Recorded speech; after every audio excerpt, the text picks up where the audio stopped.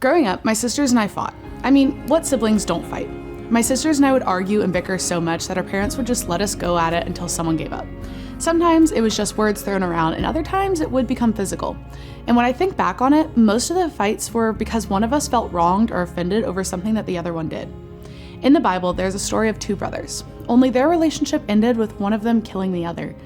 The very first book of the Bible, Genesis, says this: Adam loved his wife Eve and slept with her. She became pregnant and gave birth to Cain. She said, "With the Lord's help, I've had a baby boy." Later, she gave birth to his brother, Abel. Abel took care of his sheep. Cain farmed the land. After some time, Cain had gathered some things he'd grown. He brought them as an offering to the Lord, and Abel also brought an offering. He brought the fattest parts of some animals from his flock. They were the first animals born to their mothers. The Lord was pleased with Abel and his offering, but he wasn't pleased with Cain and his offering, so Cain became very angry and his face was sad. I think a lot of people can get confused by this story, but here's the difference between the two offerings the brothers brought before God. Abel brought him the best parts of what he had, whereas Cain just took what was lying around. One was a sacrificial and generous offering, and the other was careless and thoughtless. One brother held an esteemed respect for God, while the other treated God as an afterthought and second best. Let's keep reading.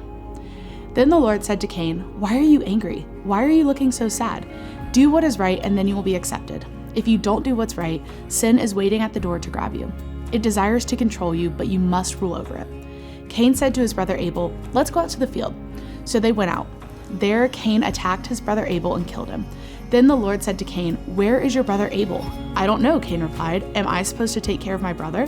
The Lord said, "What have you done? Listen, your brother's blood is crying out to me from the ground."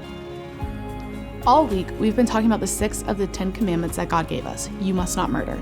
We talked about how it's the intentional ending of a life with self-centered motives in the heart of it and with the disdain for human life.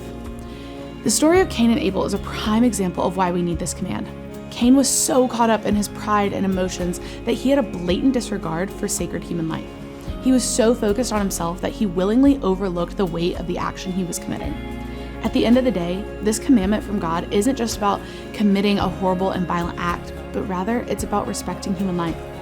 Every life holds value and importance. Your neighbor, a stranger, a child, an elderly person, someone with Down syndrome, the person who wronged you or that you're angry with. My challenge to you is to reflect on how you have and haven't shown respect for human life. What needs to change? Are you willing to lay down your pride and turn your eyes outward to understand the incredible significance of a human life? Ask God to walk alongside you through this because He's right there, willing and waiting to do that.